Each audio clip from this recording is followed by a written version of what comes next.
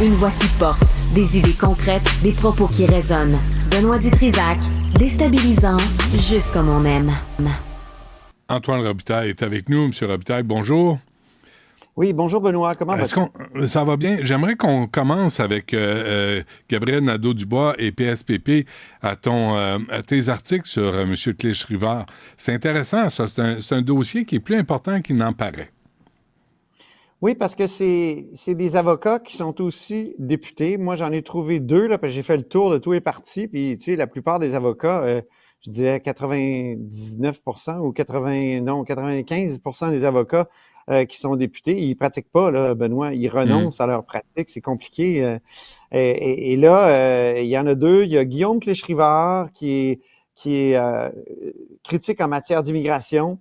Puis il y a aussi Brigitte Garceau, elle, qui est spécialiste en droit de la famille, elle est même associée dans un très grand bureau à Montréal, qui a son bureau dans la tour de la Bourse. Donc, je trouve qu'il joue sur deux tableaux. Tu sais, bon, M. Clich-Rivard, il dit, j'ai posé la question à la commissaire à l'éthique 3 fois.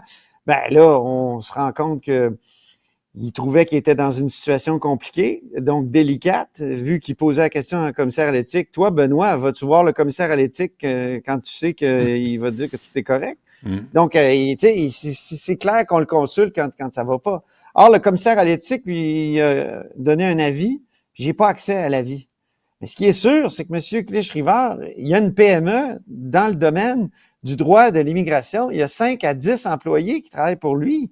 Donc, lui, il dit, moi, je facture pas depuis que je suis député, puis je donne des conseils. Oui, des fois, je règle des cas comme ça par courriel, mais vraiment, je pratique pas. Sauf que le cabinet porte son nom. Le cabinet, c'est Clich-Rivard avocat. Donc, quelqu'un qui le voit, tout le monde en parle, qui dit, hey, j'ai un problème en immigration, moi, je vais le rencontrer, ce gars-là. Il a l'air hot, il était à tout le monde en parle. Ben, il cherche 3 secondes sur les réseaux sociaux ou sur un moteur de recherche, puis il tombe sur son bureau, puis peut-être qu'il fait un téléphone. Là, qu'est-ce qui se passe à ce moment-là? Est-ce qu'on lui promet un rendez-vous avec Guillaume Clich-Rivard? Est-ce qu'on dit non, il est député maintenant, voulez-vous rencontrer un autre avocat? Mais c'est sûr que il y a une présomption que ça peut être bon pour les affaires. Et lui, il est spécialiste, là, je veux dire, dans sa vie politique, il parle de ça, de l'immigration tout le temps. Donc, c'est un moi, panneau je trouve publicitaire. C'est un panneau publicitaire. C'est une marque de commerce. Puis là, ce matin, on a posé la question à Gabriel Nadeau-Dubois, et qu'est-ce qui se passe avec ça? Il dit, moi, j'ai aucun doute sur le fait que sa conduite est exemplaire. Je dis, oui, mais avez-vous vu l'avis? J'en ai discuté avec lui. Il y a eu une discussion. Donc, ça prouve que ça a été une question. Mais il dit, moi, je suis sûr, j'ai confiance et tout ça. Mais on a posé la question aux autres politiciens, et Paul Saint-Pierre Plamondon, voilà ce qu'il a répondu. Donc, c'est difficile de se prononcer de ce point de vue-là. Moi, tout ce que je peux vous dire, c'est que je suis avocat. Et en ce qui me concerne, je vois pas comment je pourrais consacrer du temps à autre chose que de tenter de répondre à toutes les demandes lorsqu'on est élu. La pression est très forte. Donc, je peux vous parler de moi, mais tant que son document public. Je pense que c'est d'intérêt public qu'on ait ces avis-là. Puis je pense qu'on pourrait avoir une discussion éclairée sur une question d'intérêt public. Là, alors voilà. Où on trace la ligne, comme on le fait. C'est le problème, Benoît, c'est que M. Clich-Rivard, il m'a envoyé la conclusion de son avis, puis il veut pas partager le reste. Il dit qu'il y a des informations privées là-dedans, mais en même temps, on pourrait savoir quelles sont les limites que la commissaire lui a données. Et puis, tu sais, il a beau dire, je respecte les limites, mais quelles sont-elles, les limites? On ne le sait même pas. En tout cas, dans l'autre avis qui a été donné à Marie-Claude Nichols, là, c'est clair. Et là, on l'a au complet, l'avis. Puis je vais te dire, c'est tellement compliqué que Marie-Claude Nichols a renoncé, elle, à reprendre la pratique du droit. Puis en même temps, là, tu sais, ils ont eu 30 000 d'augmentation, là, les députés. Ils ont-tu vraiment... Est-ce que c'est pertinent qu'il y ait du travail d'appoint et un revenu d'appoint? En tout cas... je me demande si M. Clich-Rivard croit tout le monde sur parole. Parce que là, il veut qu'on le croie sur parole. Comme avocat, c'est rare. Ah, ben si vous le dites, j'ai pas besoin de preuves, tout va bien. Monsieur le juge, il est innocent. Là, tu dis, vous l'avez affirmé. Ben oui, c'est ça, Minou. T'as besoin de prouver ce que t'avances. Justement, on veut un contre-interrogatoire. Dans le fond, c'est ça. point de presse aussi difficile de Québec solidaire. Oui, c'était un peu compliqué ce matin. Ils sont arrivés avec une nouvelle déclaration, la déclaration de Jonquière, imagine-toi donc. Et ça, cette déclaration-là vise à redévelopper, retisser des liens avec les régions. Ça fait longtemps, c'est un processus qui a été lancé il y a longtemps. Un texte circule depuis un bout de temps dans le parti, puis là, il la publie aujourd'hui. Alors, dans cette déclaration-là, on veut s'éloigner des stéréotypes gauchistes qui vraiment colle à la peau de ce parti-là. Là, c'est la première phrase du texte de Nicolas Lachance. Je vous invite à aller lire ça. Mais moi, je suis retourné voir le programme du parti. Tu sais, Gabriel Nadeau-Dubois nous dit qu'il faut revoir ce programme-là, qu'il faut revoir l'affaire des deux porte-paroles pour la préciser, pas pour l'abolir. Tu sais, il y a 3-4 affaires de même. Il dit qu'il faut revoir, puis il faut être pragmatique. Là, je suis allé... Et je sais pas si tu es retourné récemment dans le programme de Québec solidaire, mais pour ce qui est des régions, là, il y a 2 affaires très claires, Benoît. Un, ils veulent nationaliser l'industrie minière. 2, nationaliser l'industrie forestière. OK. Est-ce que le nouveau pragmatisme de Gabriel Nadeau-Dubois est capable d'avaler cette affaire-là? Et j'ai posé la question à Gabriel Nadeau-Dubois et à Christine Labrie. On peut écouter leur réponse. Okay. Non, Québec solidaire n'est pas un boys club, à mes yeux. Oups, c'est le mauvais extrait. Oh, pardon. L'autre, Jean-Philippe, l'autre extrait. L'autre, camp à gauche. Ah, non. Alors, bref, qu'est-ce qu'il disait, monsieur? Il disait qu'ils vont être... On va l'avoir, OK. On s'en va vers la nationalisation dans ces 2 cas-là.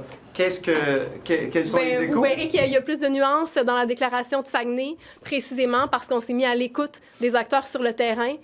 Puis ce qu'il y a là-dedans, c'est des propositions que les régions nous ont appelés à mettre en œuvre pour pouvoir s'enraciner. Donc, dans un congrès, éventuellement, vous viendriez sur cette idée de nationalisation de ces 2 grandes industries. On va prendre une étape à la fois. Ouais. Hein? Mercredi, je vous expliquais qu'il y a 3 grands chantiers qui sont à venir.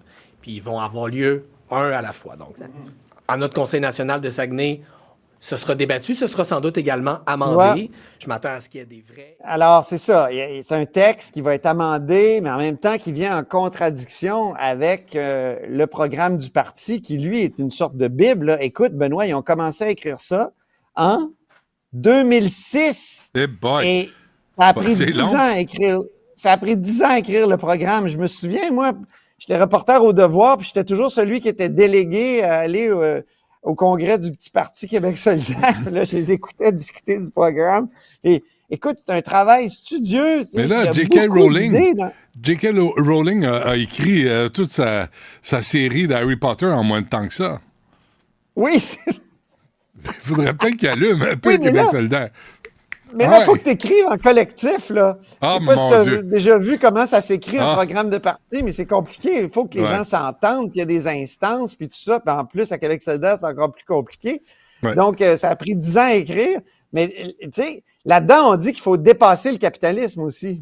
Et là, la question que j'avais envie de poser, j'ai pas eu le temps tantôt au point de presse, c'est faut-tu dépasser par la gauche ou par la droite?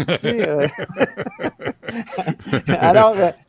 Et bon, puisqu'un malheur ne vient jamais seul dans la vie, tu connais l'expression de Jacques Chirac, la merde, ça vole en escadrille. Écoute, la Commission nationale des femmes de Québec solidaire est sortie. Il faut aller voir le texte sur la presse.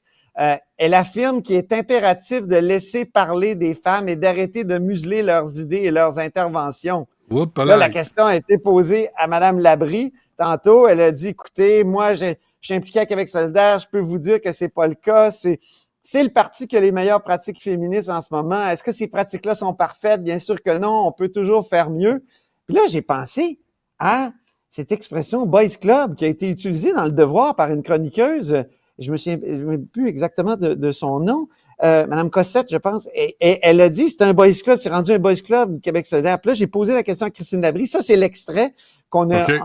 entendu un peu tantôt, qu'on pourrait réentendre. Je ne sais pas si Jean-Philippe est capable de nous le mettre. Certainement.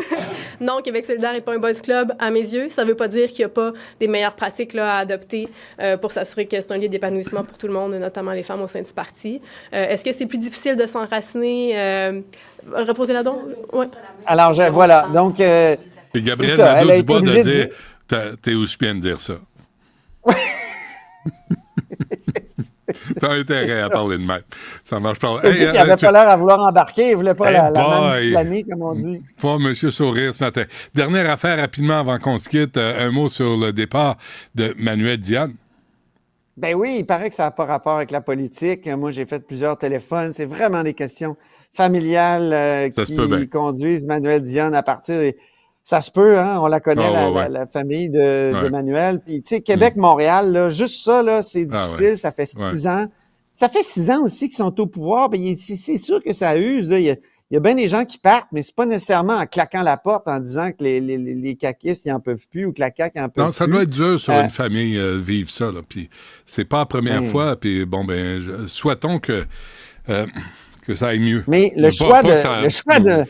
Je sais pas si ça va pas bien. Le choix de Manuel, par contre, l'endroit où il s'en va, la Fédération des médecins spécialistes du Québec, mon Ben, c'est parce que le problème, c'est que le gouvernement est en train de négocier avec eux, puis on sait à quel point c'est des snorros, les médecins spécialistes. Et là, c'est comme si Manuel Diane s'en allait de l'autre bord de l'échiquier. Tu sais. Il était là avec M. Legault d'un bord de l'échiquier, l'autre bord, puis là, est-ce qu'il part avec des secrets? Moi, je sais que Manuel m'a toujours dit non, j'en sais pas assez sur ces questions-là. Oui, OK. Ah oui, hein? Ouais. Bon, mais Gaétan Barrette l'a fait dans l'autre sens, tu sais. Puis exactement. C'est exactement. Qu'est-ce que tu veux faire? Gaétan Barrette, c'est correct, mais en même temps, il y a des questions qui se posent, puis il y a des règles qui s'imposent. Comme par exemple, mon cher Benoît, le commissaire au lobbyisme le dit, il n'a pas le droit de faire des relations gouvernementales, ça c'est du lobbyisme, pendant 1 an, parce qu'il était employé d'un cabinet politique. Mais après 1 an, c'est correct. Mais tu sais, Manuel était... Il va faire que des coms, il paraît. Mais il était à la FIC avec Régine Laurent. Après, il est allé avec Pauline Marois, puis Bernard Drinville. Puis là, il se ramasse chez les snorros, les médecins spécialistes. Ben, écoute, c'est comme... comment le quadrature du cercle? Parfait. Oui, dans le fond, il va avoir une vision d'ensemble. Il va pouvoir régler le problème dans le système de santé, Benoît. C'est lui qui... Non, je pense... Manuel, prochain ministre. Prochain Top Gun. Prochain Top Gun. De se faire ministre, il n'y a pas assez de pouvoir. T'as raison. Ben oui. Mais oui. J'ai une blague sur Québec solidaire en terminant. Vas-y vite. Il paraît que Gabriel Nadeau-Dubois veut transformer ça en agence. Non, c'est des blagues. Tout est transformé en agence, c'est c'est ainsi, oui. Hein. Parfait, merci. À demain. Salut. C'est quoi l'agence, nous autres? C'est quoi? On est là pour aider. Parfait. Merci, Antoine. À demain.